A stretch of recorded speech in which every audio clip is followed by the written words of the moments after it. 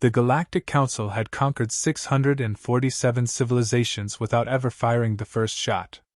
That number mattered to them. They recited it like a prayer. They called their method compliance through inevitability, a doctrine perfected over millennia. No dramatic invasions. No heroic last stands.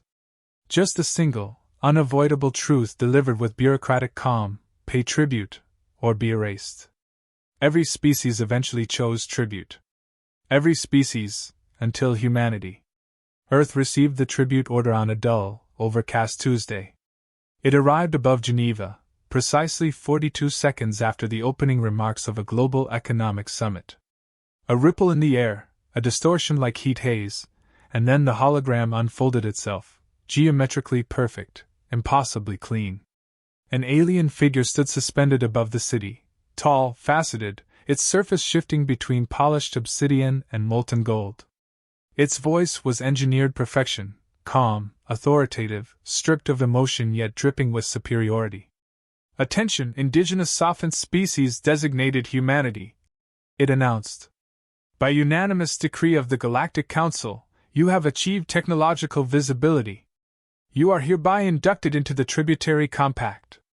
World leaders froze. Cameras rolled. Translators scrambled and then fell silent as the meaning resolved itself flawlessly in every human language. "You will provide annual tribute equivalent to 12% of total planetary output. Resources, labor units, and strategic materials will be collected. Non-compliance will result in corrective action up to and including species termination." The hologram inclined its head. What passed for courtesy? "You have 7 planetary cycles to respond." Then it vanished. For 17 seconds, the world did not breathe. Then everyone spoke at once. Markets collapsed and rebounded within the hour. Social media detonated into chaos. Half the planet screaming fake, the other half screaming we're doomed. Military commands went to alert status. Religious leaders declared prophecy fulfilled or falsified depending on the denomination. And yet, something didn't happen. No mass panic. No global riots. No planetary unity speeches filled with trembling hope. Humanity did not scream. Humanity went quiet. From orbit, Council observation probes watched Earth with cold curiosity. They saw arguments, yes, but humans argued about everything. They saw weapons tests, but those were routine. They saw data spikes, encrypted traffic, sudden blackouts in regions that were never supposed to go dark. But they saw no surrender transmission. The Council wasn't worried. On the third day, a junior analyst raised a concern. "Honored Speaker," she said carefully, "the species has not formally acknowledged receipt." The Speaker, an ancient being whose kind had ruled since before Earth's oceans cooled, dismissed it with a flick of shimmering tendrils. "Primitives require time to accept reality," it said. "They always beg eventually." On the 5th day, the Council sent a reminder. It was firmer. Sharper. It included visual records, worlds cracked open, stars dimmed, species reduced to archived genetic samples. Still, Earth said nothing. On the 7th day, the deadline expired. The Council chamber filled, as it always did when an example was about to be made. Tiered platforms shimmered with representatives of empire after empire. Some conquerors, some conquered, all complicit. The Speaker rose. "Proceed with corrective protocol," it intoned. "But first, one final opportunity for compliance." A channel opened.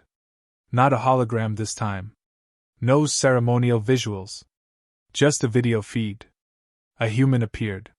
He was not impressive by galactic standards. Late 50s, maybe early 60s. Short gray hair. Deep lines carved into his face by stress, not age.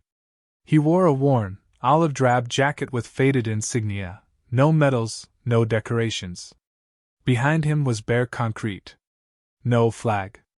No seal. No attempt at spectacle. He looked annoyed. He glanced to the side, muttered something inaudible, then focused on the camera. "So," he said, voice rough and unpolished, "you're the ones demanding tribute." The chamber rippled with irritation. This was not protocol.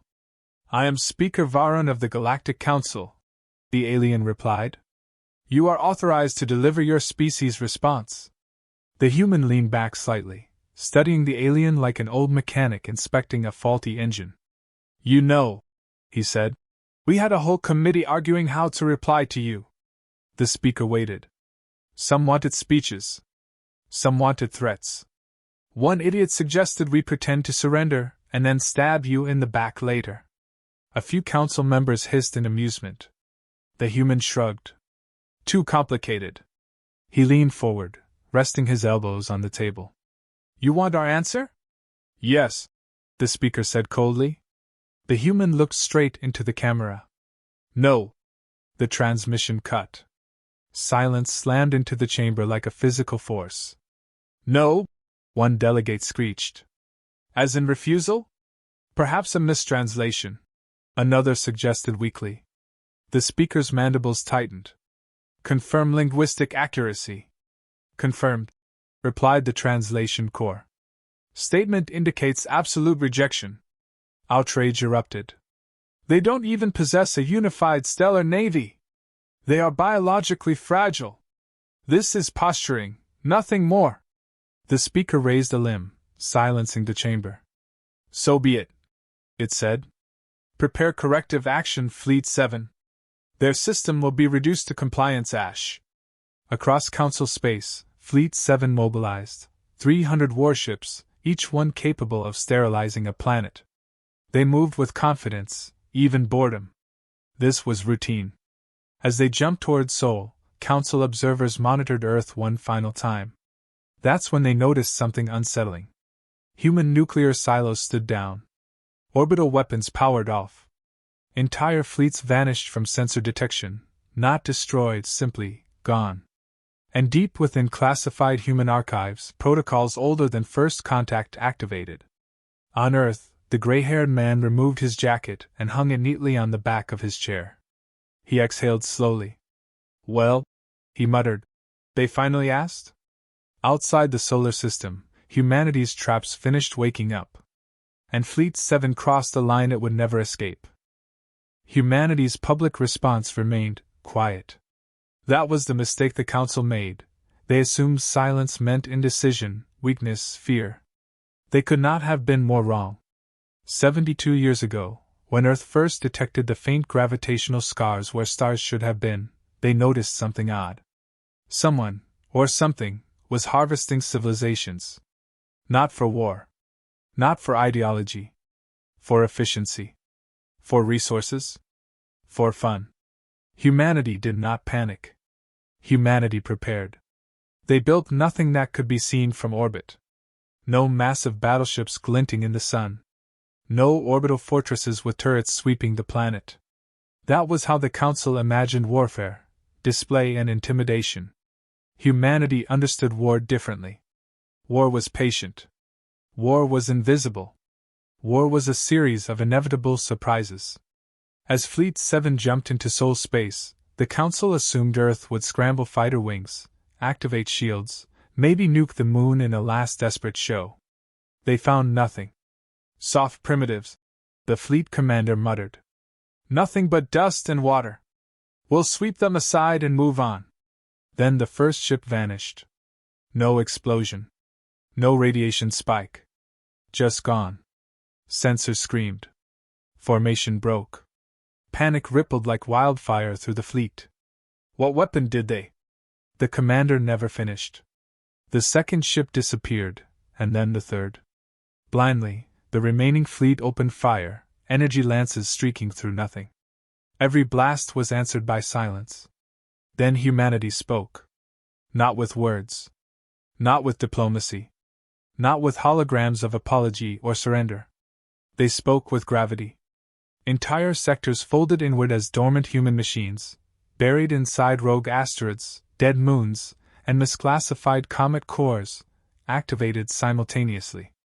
These weren't conventional weapons. They were traps. Gravity wells, energy disruptors, were constructs capable of dismantling entire capital ships without warning. Fleet sensors went haywire. Fleet formations collapsed. Ships collided. Life waves scrambled in panic.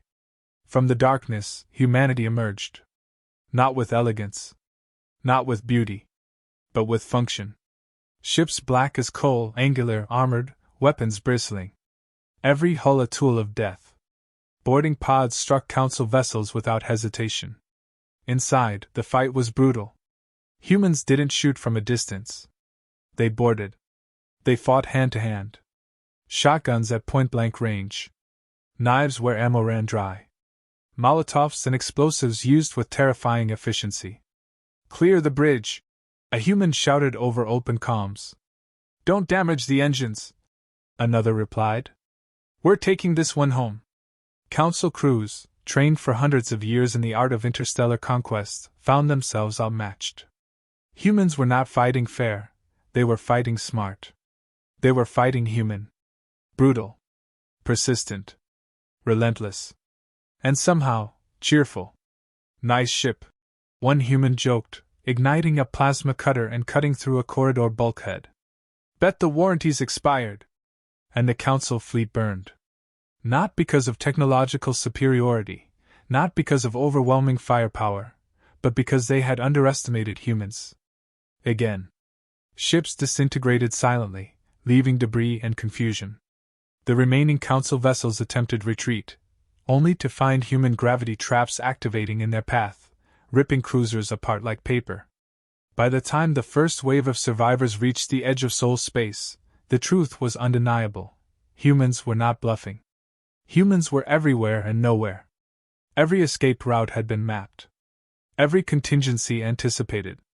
Every Council assumption invalidated. And yet humanity did not chase them. They let the survivors flee. Because terror traveled faster than fleets. Fleet 7, the pride of the Council, had been reduced to an empty signal in deep space. Back on Earth, the gray-haired man leaned back in his chair, cracked open a bottle of something strong, and muttered. "They asked for compliance. They got reality instead." In the far reaches of the galaxy, a single word spread like wildfire, whispered between frightened species and shocked observers alike. Humanity. The Galactic Council had ruled countless species for millennia. They had seen rebellion, resistance, even slaughter, but never this. Never calculated, patient, terrifying precision. They scrambled emergency communications. Fleet withdrawals. Diplomatic channels flared with panic.